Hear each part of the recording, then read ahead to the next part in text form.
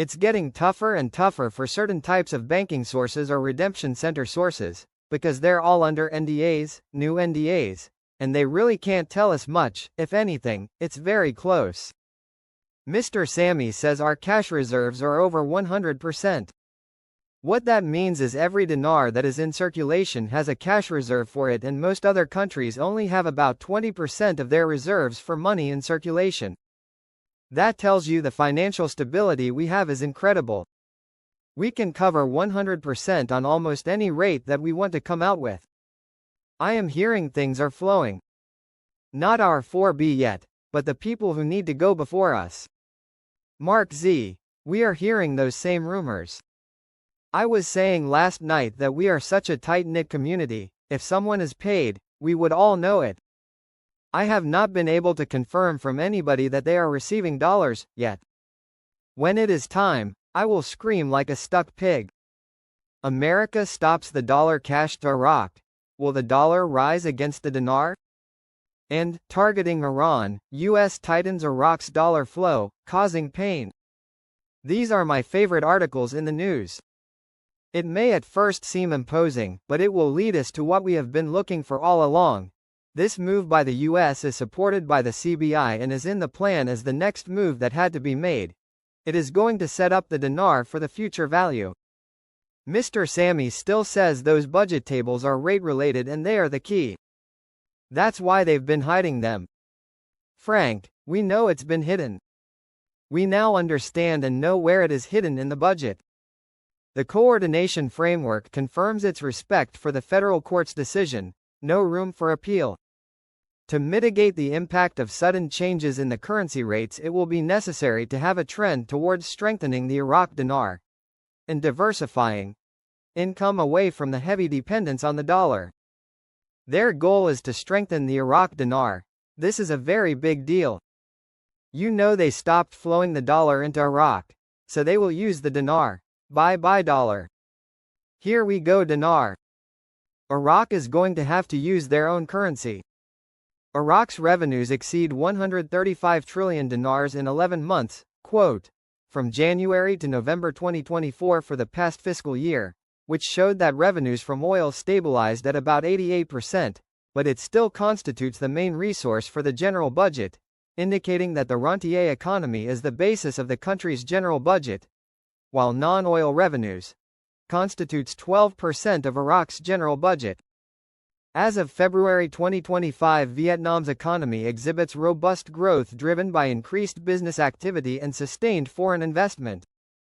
This outlook is underpinned by the government's focus on bolstering economic growth through low interest rates in the near term. However, rate normalization is anticipated in the second quarter, with the State Bank of Vietnam expected to implement a 50 basis point hike.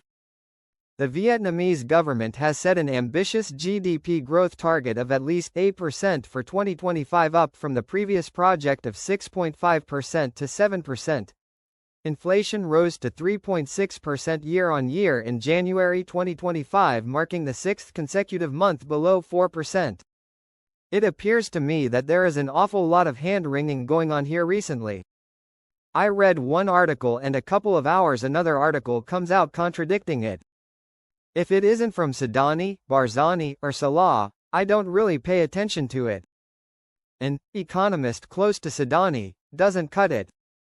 There are still a lot of politicians who have Iranian loyalties, and remember, Maliki owns almost all the newspapers in Iraq except the paper of record.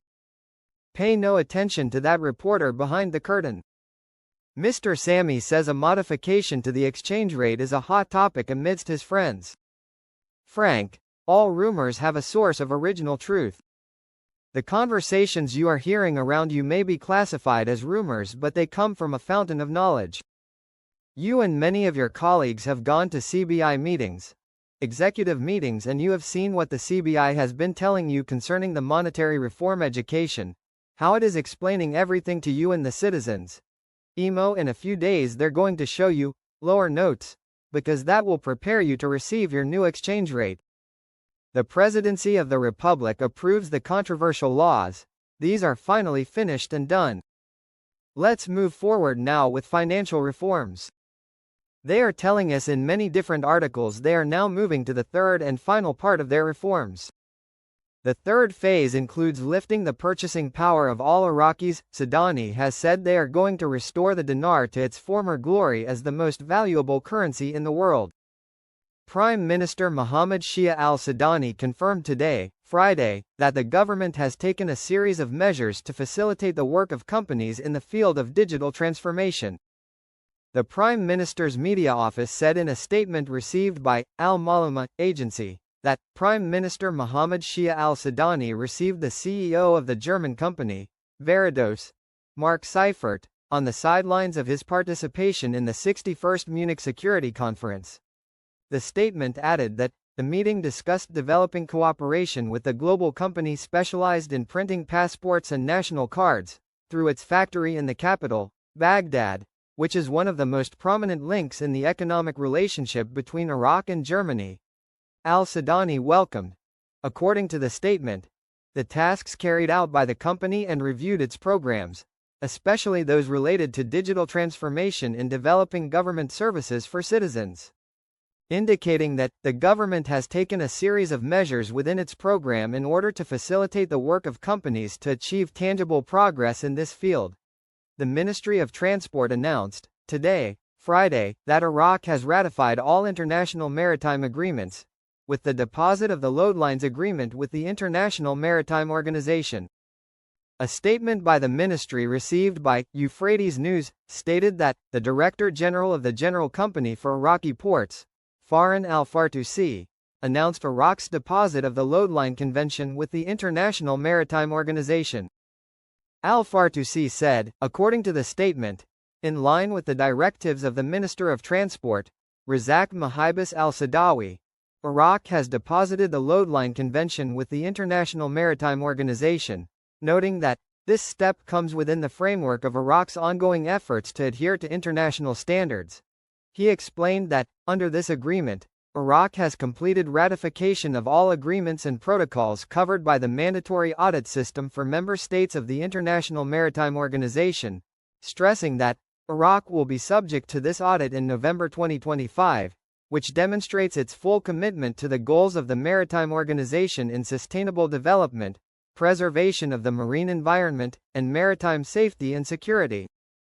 For his part, Deputy Permanent Representative of Iraq to the International Maritime Organization, Marine Captain Mazen al-Kabi, said, with the authorization of the Iraqi ambassador to the United Kingdom and Northern Ireland, and the Permanent Representative of Iraq to the International Maritime Organization, we deposited the Load Line Convention of 1966 and its amended